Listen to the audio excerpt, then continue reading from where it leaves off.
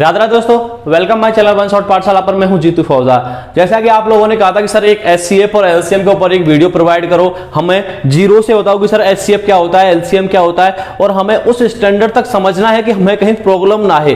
ठीक है, तो क्योंकि एचसीएफ और एलसीएम जितना आपको सरल दिखता है उतना सरल है नहीं अगर आप नहीं समझोगे तो। ठीक है, अगर आप सोच रहे हो कि सर एचसीएफ और एलसीएम अगर मैं प्राइम फैक्टर करके निकाल लूं तो हो जाएगा, तो भाई ये कुछ भी नहीं है। आपने अभी जीरो हो, अभी आपको बनना है जीरो से हीरो, तो उसके लिए मैं आपको बता रहा हूं कि मैं इसके लिए पार्ट 1, पार्ट 2, पार्ट 3 ऐसे कम से कम 5 से 6 वीडियो लेके आने वाला हूं। सारी वीडियो देखो, हर पार्ट में आपको कुछ बेहतर सीखने को मिलेगा, कुछ नया सीखने को मिलेगा। अगर आपको ऐसा लगे कि सर इसमें मुझे कुछ नया सीखने को मिला है तो भाई इस वाली वीडियो को जरूर शेयर करें। ठीक है, क्योंकि ये जो वीडियो है क्लास 10, अच्छा ये क्लास 10 एनसीईआरटी मैथ लिखा हुआ है, ऐसा मत समझना कि एनसीईआरटी मैथ वालों के लिए है, ये उन बच्चों के लिए भी है जो मेरे भाई जो तैयारी कर रहे हैं किसी एग्जाम की। ठीक है, चाहे वो एसएससी वाले हो, जीडी वाले हो, एनटीपीसी वाले हो, किसी भी एग्जाम की तैयारी कर रहे हो, क्वेश्चन भर भर के पूछे जाते हैं भाई एचसीएफ और एलसीएम में से, ये सबको पता है जो एग्जाम दे रहे हैं। ठीक है, लेकिन हम क्या करेंगे सर, हम इसको जीरो से समझेंगे। जीरो से समझना बहुत जरूरी है, क्योंकि सबसे पहले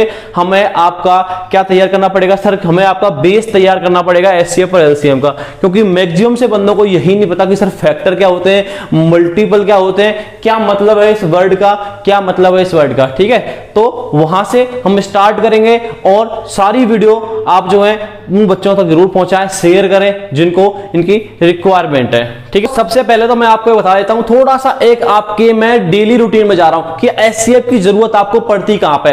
देखो फॉर एग्जांपल आपका बर्थडे है, ठीक है, थोड़ा समझना मैं क्या कह रहा हूं कि आपका एक बर्थडे है और आप एक पार्टी ऑर्गेनाइज कर रहे हो। ठीक है, आपका बर्थडे है और आप एक पार्टी ऑर्गेनाइज कर रहे हो और आपके पास 1000 रुपये, मतलब आपके पास 1000 रुपए हैं। ठीक है भाई, इतना समझ में आ गया कि सर मेरे पास 1000 रुपए हैं और मैं उन 1000 रुपए का क्या किया कि सर मैं उन 1000 रुपए का ऐसा करता हूं, कोल्ड ड्रिंक ले आता हूं या पेटी या बर्गर, ऐसा करते हैं बर्गर ले आते हैं। बर्गर ज्यादा पसंद है, ठीक है, तो बर्गर ले आते हैं कि सर एक तो कोल्ड ड्रिंक ले आया मैं और बर्गर ले आया।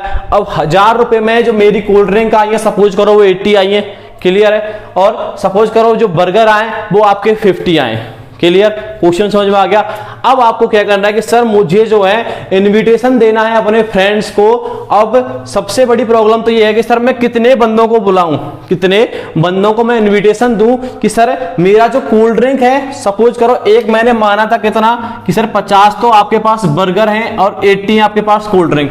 ठीक है, तो मुझे जो डिस्ट्रीब्यूट करना है ना अपने फ्रेंड में, कैसे करना है कि सर सबके पास बराबर बराबर बर्गर आना चाहिए, सबके पास बराबर बराबर कोल्ड ड्रिंक आनी चाहिए, एक एक बोतल, ऐसा नहीं है हाफ हाफ ग्लास दे दो, नहीं बोतल की बात चल रही है। ठीक है ना भाई, ऐसा मत कहना सर कि मैं ग्लास में करके दे दूंगा, वो नहीं। क्या करना है कि सर सबके पास बराबर बराबर बर्गर आना चाहिए, सबके पास बराबर बराबर कोल्ड ड्रिंक की बोतल आनी चाहिए, और सबसे इंपॉर्टेंट बात कि सर लास्ट में कुछ भी बचना नहीं चाहिए। तो मुझे कितने बंदों को मैं इनविटेशन दूंगा। अब ये समस्या आपके सामने आ रही है, अब आप क्या करोगे सर, मैं क्या करूंगा सर कि मैं अपने 50 फ्रेंड्स को इन्विटेशन दे दूंगा। यही सोचोगे आप कि सर 50 को दे दूंगा, 50 में सबको मैं एक एक बर्गर दे दूंगा। ठीक है भाई, और एक एक आपने कोल्ड ड्रिंक दे दी। अब आप बताओ एक एक कोल्ड ड्रिंक जब आपने दे दी तो आपके पास कोल्ड ड्रिंक बच गई। क्वेश्चन क्या कह रहा था कि कुछ भी नहीं बचना चाहिए, तो भाई ये तो चीज गलत होगी आपकी। तो क्या करोगे कि सर मैं ऐसा करूंगा कि मैंने क्या किया कि सर मैं क्या करूंगा आपके 40 बंदे बुला लूंगा। ठीक है, 40 बंदे में मैं दो दो दूंगा सबको कोल्ड ड्रिंक और एक एक बर्गर दे दूंगा, तो भाई फिर बर्गर बच जाएंगे। ठीक है, समस्या आ गई बड़ी। तो इस समस्या को सॉल्व करने के लिए आपका काम देगा एचसीएफ। ठीक है, सारे क्वेश्चन समझेंगे, इन दोनों का आप एचसीएफ निकालो। एचसीएफ निकालने के बाद जो आएगा उतने ही बंदों को आप क्या करोगे कि सर मैं उतने बंदों का इनविटेशन दूंगा। तो बात यह है कि आप इस टॉपिक से भाग नहीं सकते, मैं आपको ये समझाना चाह रहा हूं। ठीक है, ये काम आएगा, ये आएगा आपको आपके एग्जाम में भी काम आएगा, डेली रूटीन में भी काम आएगा, और आपका पीछा नहीं छोड़ेगा। मैं हमेशा बोलता हूं कि आप समझ के चलिए, कंसेप्ट को पकड़ के चलिए, हर चीज के पीछे कंसेप्ट छिपा हुआ है। ठीक है, तो कंसेप्ट को पकड़ के चलना है, सिंपल सी बात है। कैसे करेंगे इस टाइप के क्वेश्चन को, बेस से समझेंगे, सबसे पहले बेस को मजबूत करेंगे। क्लियर है भाई। अच्छा घबराना मत कि सर ने एग्जांपल ले लिया आंसर नहीं बताया, वो क्वेश्चन मैं खुद सॉल्व कराऊंगा तभी उसको अच्छी तरह समझाऊंगा, ठीक है ना, इसलिए मैंने उसका आंसर नहीं बताया अभी। आप निकाल सकते हो तो निकालो, अदरवाइज मैं उसको खुद क्वेश्चन को एग्जांपल के तौर पर यहां समझाऊंगा तो आपको वो और भी अच्छी तरह समझ में आ जाएगा। तो सबसे पहले समझते सर एचसीएफ का मतलब क्या है। ऐसे हिंदी में इसको महत्तम समावर्तक बोलते हैं भाई, ठीक है, मासापा। एचसीएफ का मतलब होता है हाईएस्ट कॉमन फैक्टर। देखो ये तो हमें सबको पता है सर, हाईएस्ट वर्ड का मतलब तो चलो ठीक है समझ में आ गया, लेकिन सर ये फैक्टर क्या होता है? फैक्टर कौन सी खेत की मूली है यार, ये फैक्टर आप करते रहते हो। सबसे पहली बात तो आप फैक्टर समझ लो भाई,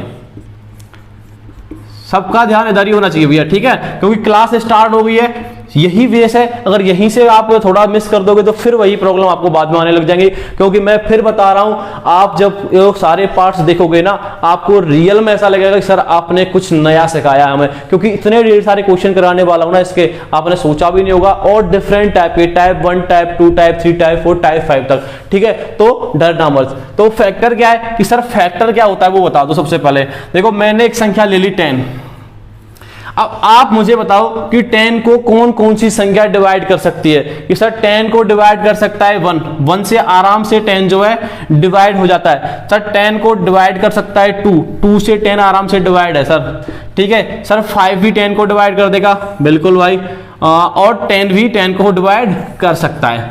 अगर मैं 10 के फैक्टर्स की बात करता हूं तो इसके फैक्टर निकल के आते हैं 1, 2, 5 और 10।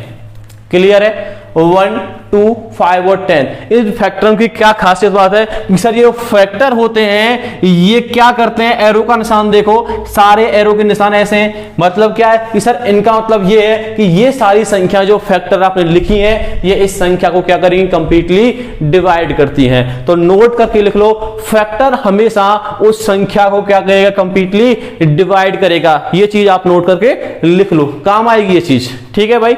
अब एक चीज सर ये तो फैक्टर मेरे समझ में आ गए। सर फैक्टर क्या होते हैं कि उस संख्या को डिवाइड करने वाले होते हैं, कंप्लीटली डिवाइड करते हैं, ठीक है भाई। फिर सर हमने इसमें तो फैक्टर लिखा हुआ है और इसमें एलसीएम में मल्टीपल लिखा हुआ है, तो सर मल्टीपल अलग होता है, बिल्कुल अलग होता है यार। मल्टीपल ऐसे कैसे बोल रहे हो आप? देखो मल्टीपल क्या होता है सर, मल्टीपल क्या होता है, 10 के मल्टीपल की बात करते हैं, ठीक है। किसके मल्टीपल की? 10 के मल्टीपल। मल्टीपल का मतलब होता है गुणा, ठीक है। जैसे मैं 10 में 1 का गुणा करूंगा तो 10 आ रहा है, तो इसका भी मल्टीपल 10 भी है। अगर मैं 2 का गुणा करूंगा तो 20 आएगा, फिर 3 का गुणा होगा 30, फिर 40, फिर 50, फिर 60, फिर 70 और ऐसे ऐसे आते चला जाएगा। ये इसके क्या हुए, मल्टीपल हुए। क्या हुए इसके? मल्टीपल हुए। और ये इसके क्या हुए, फैक्टर हुए। तो फैक्टर और मल्टीपल में अंतर समझ में आया। एक चीज और, अब देखो फैक्टर्स में क्या था, एरो ऐसे लगा हुआ था, मतलब फैक्टर जो है उस संख्या को डिवाइड कर रहे थे, ये मतलब था फैक्टर का। अब मैं आपको एक चीज बताता हूं, थोड़ा सा लॉजिक समझना कि सर मल्टीपल में क्या होता है कि मल्टीपल जो निकल के आता है उस संख्या को कंप्लीटली डिवाइड करता है। देखो 10 से सारे डिवाइड है कि नहीं है भाई, बताओ भाई, 10 से डिवाइड है कि नहीं है? 70 भी डिवाइड होगा कि नहीं होगा? कि सर जो संख्या है जिसके मल्टीपल इतने सारे निकल के आए वो सारे इस संख्या से डिवाइड होंगे कंप्लीटली। तो ये बात भी आप नोट करके लिख लो कि सर फैक्टर डिवाइड करते हैं संख्या को, लेकिन मल्टीपल में क्या होता है कि जो संख्या निकल के आती है ना वो उस संख्या से डिवाइड होती है, ठीक है। तो दोनों में ये डिफरेंस समझ लो। पहला डिफरेंस हो गया कि सर मल्टीपल क्या है और फैक्टर क्या है, इतना समझ में आ गया। एक चीज और समझ लो, नोट करके लिख लो, ठीक है, कि सर मैं जब यहां पे देख रहा हूं तो मुझे एक चीज देखने को मिल रही है कि जो मेरे फैक्टर हैं, मैंने 10 लिया है तो मेरे सारे फैक्टर या तो 10 है या 10 से छोटे हैं। देख रहे हो ना, क्या फैक्टर आपके कभी भी उस संख्या से बड़े हो सकते हैं? कि सर कभी भी नहीं हो सकते। जैसे 10 है, 10 से ऐसी कोई भी बड़ी संख्या नहीं है जो कि इसको डिवाइड कर दे। सिंपल सी बात है, कंप्लीटली डिवाइड कैसे कर देगी 10 से बड़ी संख्या? तो मैं क्या कह सकता हूं कि सर जो फैक्टर्स होते हैं या तो वो उसके बराबर होते हैं या उससे छोटे होते हैं, ठीक है। या तो बराबर होगा या होता है छोटा। तो फैक्टर का समझ में आ गया सर, फैक्टर हमेशा ही छोटे होते हैं, ठीक है। बराबर हो सकता है, कोई दिक्कत नहीं है, लेकिन आपके छोटे होंगे उससे बड़े कभी नहीं होंगे। इतना चीज समझ लेना। ये आपका जो कंसेप्ट मैं बता रहा हूं ना, ये कंसेप्ट आपको आपके थ्योरेटिकल क्वेश्चन सॉल्व कराने के लिए काम आएगा। आप सोच रहे हो सर एक कैसे काम, क्या बता रहे हो आप, ठीक है, ऐसे कैसे काम आएगा? छोटी सी चीज, बहुत जरूरी चीज है, इससे आप अच्छे अच्छे क्वेश्चन सॉल्व कर सकते हो। जो मैं बात बता रहा हूं, क्या बोल रहा हूं मैं कि सर जो फैक्टर होते हैं, फैक्टर क्या होते हैं कि सर आपके फैक्टर हमेशा छोटे निकल के आते हैं, ये उसके बराबर हो सकते हैं लेकिन उससे बड़े कभी नहीं होंगे, ध्यान रखना इस चीज का। एलसीएम में क्या होता है कि सर जो मल्टीपल मैंने निकाला था, एलसीएम में मल्टीपल वर्ड जो है, मल्टीपल कैसे होते हैं सर, मल्टीपल बराबर तो दिख रहा है मुझे, 10 का 10 दिख रहा है लेकिन 10 से छोटा नहीं दिख रहा। क्या होते हैं कि सारे बड़े होते हैं, क्या होते हैं, या तो बड़े निकल के आएंगे या फिर बराबर होगा। ठीक है भाई, कि सर इतना समझ में आ गया कि सर आपके फैक्टर होते हैं छोटे होते हैं या बराबर होगा, पहली चीज। कि सर और जो मल्टीपल होते हैं वो क्या होंगे कि सर मल्टीपल आपके हमेशा बड़े होते हैं और आपका बराबर भी हो सकता है। तो इतना आपको समझ में आना बहुत जरूरी है और ये बात को नोट करके लिख लेना, स्टार मार्क कर लेना, अभी से स्टार लगा लेना इस चीज पर, क्योंकि यही बात मैं आपको बार बार रिवाइज कराता रहूंगा पूरे उसमें सीरीज में। और इस बात को जब हम अपने वर्ड प्रॉब्लम वाले थ्योरेटिकल क्वेश्चन सॉल्व करेंगे उस समय मैं सबसे ज्यादा रिपीट करूंगा इस बात को। ठीक है, जो बड़े बड़े क्वेश्चन दिखने को मिलते हैं ना, जैसे मैंने एग्जांपल लिया था तो वो एग्जांपल भी आप इसी से सॉल्व कर सकते हो, कोई बड़ी बात नहीं है। ठीक है, तो अब आपको समझ में आ गया फैक्टर, और फैक्टर समझ में आ गया, और दूसरा आ गया आपको मल्टीपल समझ में। अब बात करते हैं कि सर फैक्टर समझ में आ गया लेकिन कॉमन फैक्टर क्या होता है, सर कॉमन फैक्टर क्या चीज है। अब देखो कॉमन फैक्टर भी समझेंगे यार, ठीक है, धैर्य रखो। कि सर कॉमन फैक्टर, जैसे आपने 10 के फैक्टर निकाले थे, 10 के फैक्टर मैंने निकाले थे 1, 2, 5 और 10। ठीक है भाई, ठीक है ब्रो। अब बात करते हैं कि सर दूसरी संख्या मैंने 15 ले लिया है, 15 के फैक्टर क्या होंगे कि सर 15 के फैक्टर हो गया सर 1 से चला जाएगा भाग, 3 से चला जाएगा सर, 5 से भी चला जाएगा और 15 से भी डिवाइड होता है। ठीक है, ये 15 के फैक्टर्स हो गए, ये 10 के फैक्टर हो गए। फैक्टर तो हमने समझ लिया, अब हम समझ रहे हैं आपके कॉमन फैक्टर क्या होते हैं। ठीक है भाई, कॉमन फैक्टर तो बता, कॉमन मतलब क्या होता है कि दोनों में जो चीज आ रही है, अगर आप दो संख्याओं की बात कर रहे हैं तो दोनों संख्याओं में जो फैक्टर आपको सेम दिख रहा है तो वो कॉमन फैक्टर हो गए। अगर 3 संख्या होती तो तीनों में जो कॉमन दिख रहा है वो कॉमन फैक्टर हो गए आपके। तो मैं 2 संख्या लिए तो देखो यहाँ पे क्या कॉमन हो गया कि सर एक तो मुझे 1 कॉमन दिख रहा है, ये मार्क कर दिया मैंने। दूसरा सर मुझे 5 दिख रहा है, तो क्या निकल के आए सर, कॉमन फैक्टर आपके निकल के आए क्या, 1 और 5। ठीक है भाई, ये तो आपके कॉमन फैक्टर निकल के आ गए। लेकिन जब मैं एचसीएफ की बात करता हूं, किसकी बात करता हूं, एचसीएफ की बात करता हूं, तो एचसीएफ कहता है कि सर मुझे चाहिए आपके हाईएस्ट कॉमन फैक्टर, कि सर जो आपने कॉमन फैक्टर निकाले हैं ना उससे मुझे सबसे बड़ा हाईएस्ट कॉमन कौन सा है, मुझे तो वो चाहिए एचसीएफ में। ठीक है, आया समझ में। देखो अब इसमें 1 और 5 आए, एचसीएफ आपसे क्या कह रहा है कि सर मुझे चाहिए इनमें से बड़ा वाला जो हाईएस्ट हो। सर 5 और 1 में 5 बड़ा है तो क्या 5 एचसीएफ होगा, बिल्कुल। 10 और 15 का जो एचसीएफ निकल के आएगा वो 5 होगा। अब कुछ चीजें आपके दिमाग में बैठ रही है भाई, ठीक है, कुछ चीजें आपके दिमाग से रिलेट हो रही हैं कि सर फैक्टर क्या है, कॉमन फैक्टर क्या है, सर हाईएस्ट कॉमन फैक्टर क्या है। तीनों ही चीज आपके समझ में आ गई, थोड़ा समझना इजी हुआ ना। देखो अच्छी लग रही है वीडियो, आपको लग रहा है कि नॉलेजेबल है तो शेयर जरूर करें। ठीक है, दूसरा क्या है कि अब बात करते हैं कि सर हमने हाईएस्ट कॉमन फैक्टर समझ लिया और अब हमें समझना है सर लीस्ट कॉमन मल्टीपल। देखो मैंने आपको मल्टीपल समझा दिया कि सर मल्टीपल ये रहे आपके, क्या क्या निकाले थे मल्टीपल, सर 10 के मल्टीपल ये निकाले थे मैंने, सर 10, 20, 30, 40, 50, 60, 70, 80, ऐसे कितने भी निकल सकते हैं यार, मल्टीपल का कोई वो थोड़ी है। ठीक है, अब सर 15 के निकाल लो भाई, 15, 30, 45,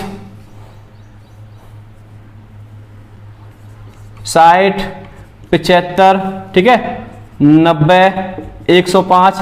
इस प्रकार से आप 15 के निकाल सकते हो और इस प्रकार से आपने 10 के निकाल लिए। हमने मल्टीपल तो निकाल लिए, हमें अब बात करनी है कॉमन मल्टीपल की। कॉमन मल्टीपल सेम वही फंडा कि सर जो दोनों में कॉमन दिख रहा है वही कॉमन मल्टीपल हो जाएगा।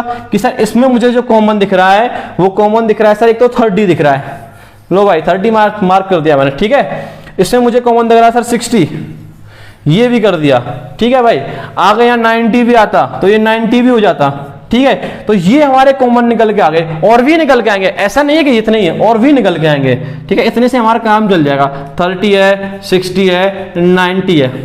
ठीक है, 15 और 20 के कॉमन मल्टीपल निकल के आगे, क्या निकल के आगे सर 30, 60, 90 और भी आगे निकल के आ सकते हैं अगर हम आगे निकालेंगे तो। ठीक है भाई, ऐसा नहीं है इतने निकल के आएंगे, ये मत कहना कि सर ने इतने बताए थे। ठीक है, अब हमें बात करनी है लीस्ट। लीस्ट का क्या मतलब होता है कि सर लीस्ट का मतलब होता है सबसे छोटा, और हाईएस्ट का मतलब होता है सबसे बड़ा। तो उसमें तो हमने ढूंढा था सबसे बड़ा, और इसमें हम ढूंढेंगे सबसे छोटा। ठीक है, तो इसमें सबसे छोटा कौन सा है कि सर अगर मैं आगे की बात करूंगा तो कुछ ना कुछ संख्याएं बड़ी ही आएंगी, तो हमें बड़ी से तो कोई मतलब नहीं है, हमें तो वो संख्या ढूंढनी है सबसे पहले आई है, सबसे छोटी आई है। तो सबसे छोटी क्या है सर? सबसे छोटा सर 30 है। अगर मैं 10 और 15 के एलसीएम की बात करूंगा, लीस्ट कॉमन मल्टीपल की बात करूंगा, तो क्या निकल के आएगा कि सर 30 निकल के आ गया। अब बताओ भाई, कोई डाउट है? मल्टीपल समझा, कॉमन मल्टीपल समझा, फिर लीस्ट कॉमन मल्टीपल समझा, अब कोई दिक्कत है यहाँ पे? ठीक है, ये आपका अब तक का जो है इन दोनों वर्ड्स का मतलब आपको समझ में आ गया होगा। क्लियर है अब तक? कोई डाउट है तो अभी भी कमेंट बॉक्स में कमेंट करें और भी अच्छी तरह से समझें। अगर आपको लग रहा है कि सर हमने कुछ नया सीखा है या कुछ और भी अच्छी बातें हमें सीखने को मिल रही हैं, तो आप इस वीडियो को जरूर शेयर करें।